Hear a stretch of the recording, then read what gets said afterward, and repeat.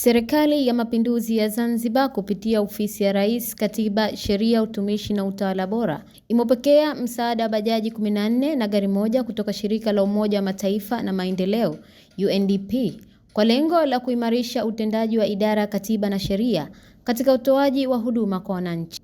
Akizungumza katika makabidhiano hayo, Waziri wa Nchi, Ofisi ya Rais, Katiba na Sheria, Utumishi na Utawala Bora Zanzibar, Mheshimiwa Haruna Al-Suleiman amesema msaada huo utaongeza ufanisi kwa watumishi wa idara na kuboresha utekelezaji wa majukumu yao ya kila siku. Kwa sababu maafisa wetu katika wilaya zetu na mikoa yetu, linapotokea tukio lolote la uvunjifu wa amani katika masuala ya udhalilishaji, wanapata shida ufuatiliaji.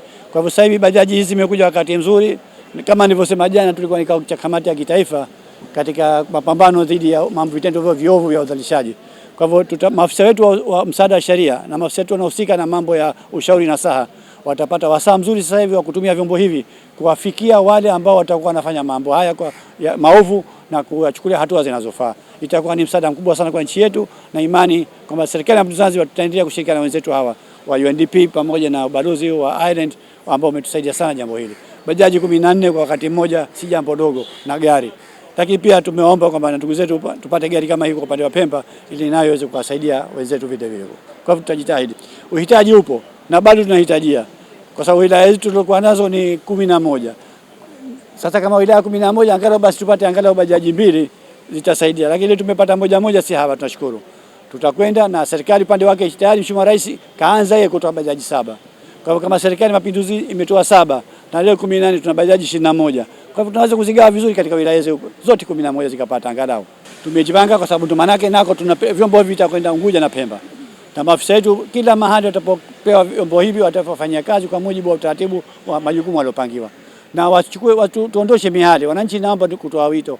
Tuondoshe mihali kwa sababu wananchi wetu wana muhali kubwa sana. Vitendo hivi havifanywi na watu wengine nje. Ni maeneo yetu hapo, maisha yetu tunasema hapo, kijiji hicho watu wanafanya vitendo hapo. Tupambane nao kwa hali na mali, tusiweke muhali. Kwa upande wake, mwakilishi wa UNDP Tanzania Bwana Shijeki Mastic Ubara amesema UNDP itaendelea kushirikiana na Serikali ya Mapinduzi ya Zanzibar kuimarisha sekta ya sheria, utawala bora na upatikanaji wa haki. Access to justice is a fundamental human right and a cornerstone of sustainable development. However, for many people, especially those living in remote and underserved communities, justice remains beyond reach due to geographical, financial, social and other barriers. Today, we're taking another important step toward addressing these barriers. The project vehicle being handed over to Legal Aid Department will strengthen the government capacity to coordinate, monitor and provide legal aid services across Zanzibar. It will facilitate outreach activities, supervision of legal aid programs, and engagement with communities that often have limited access to justice services. These assets represent a practical investment in bringing justice closer to communities. They strengthen the Legal Aid Department's ability to coordinate, to expand legal aid services across Zanzibar, while the 14 electric bajajis will significantly improve the mobility of civil society organizations and paralegals, enabling them to reach remote communities that have traditionally been underserved. They will also help ensure that legal aid, legal awareness, mediation, and referral services reach people where they live, rather than expecting citizens who might be vulnerable to travel long distances.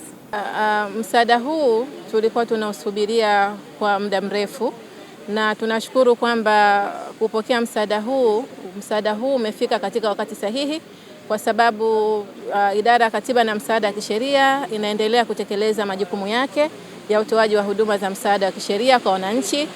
Na sasa hivi tunaendelea na utekelezaji wa kampeni ya msaada wa kisheria ya Mama Samia awamu ya pili, ambapo mahitaji yamekuwa ni mengi. Kama idara kupitia wataalamu mbalimbali tumekuwa tukifika katika maeneo tofauti na kufikia makundi tofauti kwa ajili ya utoaji huu wa huduma za msaada wa kisheria.